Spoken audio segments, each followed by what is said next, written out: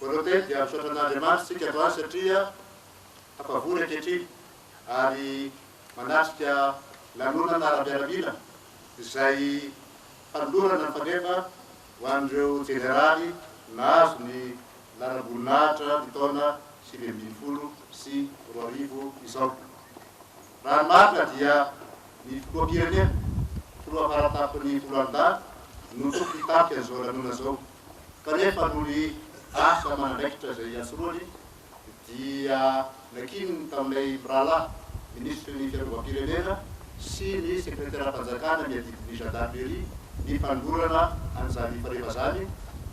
Mianatsiny amintsika rehetra izy noho ny tsy fahafahany ary koa dia apetrany dia manolotra ny fiarabana feno ho anareo Brala izay nahazo an'izany laram-boninahitra zany.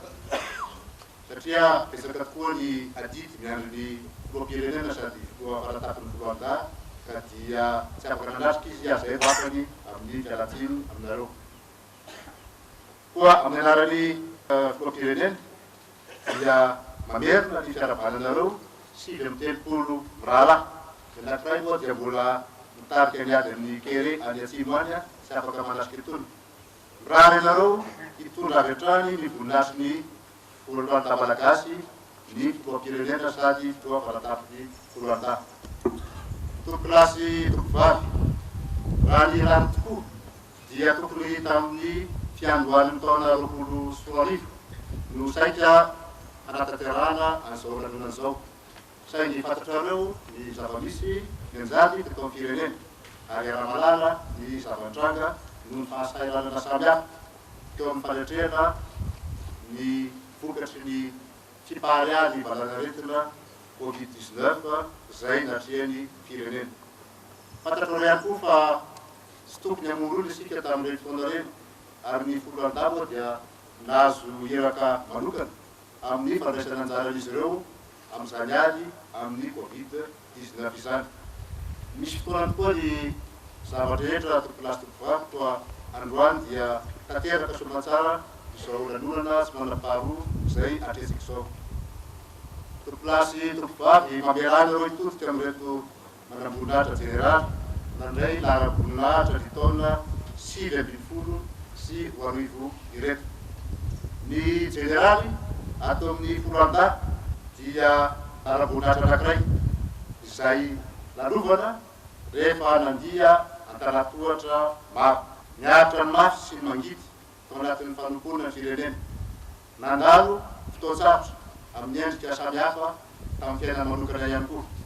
Ary lazaiko anareo fa nanomboka ny taona 2020 sy 2000 dia mafy tokoa ny masivana izay napetraka eo amin'ny fanolorana ireo anaran'ireo heverina fa mendrika ahazo izany laram-boninahitra izany.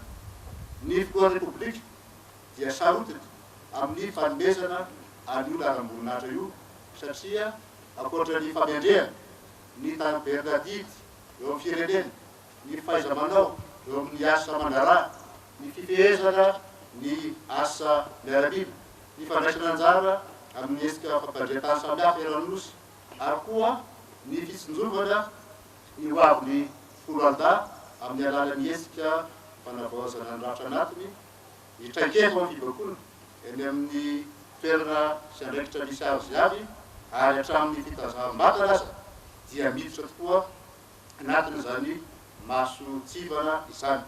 Izany no midika fa mila manao ezaka lehibe tokoa tsika, manao saut qualitatif ozy ny teny frantsay hanatsara hatrany ny fomba fiasantsika mba tsy hanomezan'ny olona tsiny hoe reto ny jeneraly Folanda toa mivezivezy fotsiny. Taloha zany tompolasy tompovavy ankehitriny kosa dia mendrika ary manana moizy azy reto jeneraly ny Folanda malagasy reto.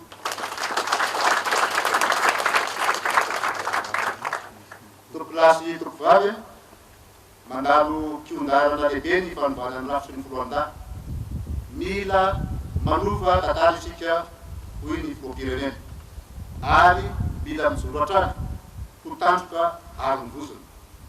Fantatranao tsara ny velorano voalohany napetraky ny filoham-pirenena sady filoha faratapin'ny Folanda dia ny famerenana ny fandriampahalemana ka iarovana hatrany ny ain'olona sy vahoaka eto amin'ny firenena. Raha ny tafika malagasy no asiana resaka dia anatin'ny tanteraka izao amin'izany fanitsina ny rafitra izany na le lazaina hoe restructuration. Tsy mora ny fitariana an'izany satria mila heritsaina, mila fanovana fomba fijery, mila fijerena ny tsara trany hampamirapiratra ny hoavy ny tafika malagasy. Efa nanomboka an'izany sika amin'ny fametrahana fotodrafitrasa manara-penitra maro samihafa toy ireo tombo miaramila izay voatondro ampianarana hoe base opérationnelle avancée sy ny détachement spécial de sécurité. Hitatsika izany any Ambatfinandrano, hitatsika izany any Ambalakindresy, any Vondrozo, any Tsaratanàna, any Akoro sy amin'ny toerana hafa samihafa izay namoronana an'ireny fotodrafitrasa ireny. Ary mbola ampitomboana izany fotodrafitrasa izany amin'ny taona 2024. Izany no midika fa miezaka manaparika eraky Madagasikara mitafika fa tsy mitoky amin'ny toerana fisintsony ka manakaiky fotony ny vahoaka malagasy. Ny tanjona dia hampandry fahalemana ny distrika rehetra. Raha ny iraka mahazatra no nifatohana teo aloha dia tsy tokony no adinitsika fa tsy maintsy manaraka ny fivoarana zava-misy ny foloana malagasy. Raha miova ny ambana na atao hoe menace zany dia tokony miova manaraka izany koa ny fomba hiatrehana izany. Isika dia tsy manam-pahavalo manokana avy any ivelany ary isaoran'Andriamanitra fa fohy no nosy isika ka tsy dia sahirana loatra amin'ny fiarovana ny sistantsika toy ireo firenena hafa izay manana mpifamoivodirindrina mibatana aminy. Ny tsara hojerena dia ny ambana kosa ankehitriny dia maro lafy. Ao ny eritreritra fobe eo amin'ny fiarahamonina izay manimba ny fampandrosoana toy ny asandahalo, kidnapping sy ny sisa. Ary voalaza n'Andriamanitra Prime Ministre lehibe ny gouvernemanta ihany koa fa miova tokoa ny ambana ka lasa tonga amin'ny fanimbana ny tontolo iainana. Tsapatsika tokoa ny zava-misy any atsimo izay loza mianjady amin'ireo havantsika noho ny tsy fampihan-tsakafo, izany dia noho ny tsy fisiany rano sy ny doro-tanety. Vao afaka omaly zay no nandalo tao atapy-tanàna Fianarantsoa ka samba ny anatin'ny tantaran'io tanàna io ny hoe tsy afaka misitraka ny rano ny mponina amin'ny tanàna io fa dia ritra daholo ny loharano. Izany no midika fa mila mitandritsika amin'izany ambana vaovao na hoe menace environnementale izany ary sy lasa-danja izany ny varanaretina Covid-19 izay mbola ndrielekety ary tsefasefany any izay mila fanaraha-maso hatrany ary eto moa dia isaorana manokana Andriamatoa secrétaire mpanjakana ny adity gendarmerie izay mandray ny andraiky ny feno miaraka amin'ny Andriamatoa ministre ny sécurité publique izay mandraiky zareo feno mba iarovana ny vahoaka amin'izany tipaly any coronavirus izany. Izany rehetra zany dia vokatry ny fanimbana ny tontolo iainana izay tsy maintsy hijoroantsika foloan-dà sy hiadina amin'izany ary hanomezan-tanana ireo rasa mangaika rehetra voakasiky izany. Toy izany koa ny kere any atsimo izay nanomezan'Andriamatoa Prime Ministre lehibe ny gouvernement toromarika mazava ny amin'ny tokony andrindrana ny fandraisana andraikitry ny foloan-dà amin'ny fiadinany kere. Ary io moa dia misy général iray izay tokony meto aminareo kanefa dia eny Kianja izy no ny asa izay nakina taminy amin'izany ady amin'ny kere izany. Eo ihany koa tokony lasa toko vavy tsy maintsy hitandremana toy ny anak'Andriamaso ny fiandrianam-pirenensika indrindra ny eny an-dranomasina. Mazava tokoa fa tsy maintsy manome lanja ny hoavy ny tafika an-dranomasina isika. Tsy lasa-danja noho izany eo ny gendarmerie-pirenena. Andriamatoa secrétaire mpanjakana ny adidiny gendarmerie dia tsy mitsahatra manadio manatsara ny gendarmerie izay realiany malagasy. Ao ny fanatsarana ny fitondran-tena amin'ny ankapobeny satria izy ireo dia fitaratry ny foloan-dà eny anivy ny fiarahamonina. Ao ihany koa ny fametrahana fotodrafitrasa vaovao toy ny centre spécial d'accueillissement opérationnel zany sy ny brigade routière ary ny brigade maritime izay efa tazanareo fa efa mijoro sy tokanana eny amin'ny faritra samihafa na distrika samihafa any. Ao ihany koa ny fanapahanana ny brigade sy ny poste avancé de la gendarmerie izay entina indrindra nasarana hatrany miady amin'ny tsy fandriam-pahalemana.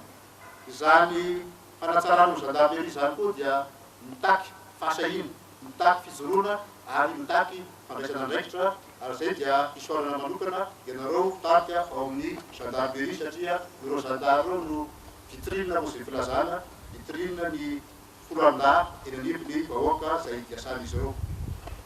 Izany ezaka rehetra ataontsika izany dia natao iarovana ny tanindrazana, anatanterahana ny velorano voalohany napetraky ny filoham-pirenena. Ka noho izany dia mila manova fomba fijeritsika mba hisiny fampandrosoana maharitra. Izany dia voasoratra mazava tsara amin'ny initiative pour l'émergence de Madagascar. Ary izany fampandrosoana zany dia ho an'ny nosy Ray Manontolo, ho an'ny district Ray Manontolo. Mila ihany koa sika mandray andraikitra fena anatin'ny firarahina hanombotra ny asa rasy rehetra sy ny ambana samihafa mananontanina firenena hapisy atao hoe fampandrosoana lovainjafy eto Madagasikara na hoe développement durable. Eto ampamarana dia manaiky anareo izay nahazo aram-boninahitra vaovao sy manaiky ny foloalam-panontolo satria miasika adidy maro isika eto amin'ny tany sy ny firenena, ka dia manaiky anareo hijoro ho tampoka ary mibozana. Maro ny fanovana izay tsy maintsy irosontsika, tsy maintsy lanovantsika hanasarana hatrany ny rafitry ny foloalindahy, ka araka ny lazaiko tao dia mila fahasahina zany ary mila fahaiza-manao ihany koa, mila fitantarana na hoe leadership. Mampirisika anareo hijoro ho tompon'andraikitra nompon'ny tanindrazana, andry atera vahoaka malagasy ary ihany koa rafitra mandray anjara feno amin'ny fanatanterahana ny fandarana asan'ny fitondram-panjakana. Ny fandriana mba hiakatra ambony hatrany ianareo miraharaha isany ary hahazo ny tandrify anareo amin'ny asa manandraikitra izay ndraikentanareo. Fa dia mankasitraka eno tompolasy tompovavy.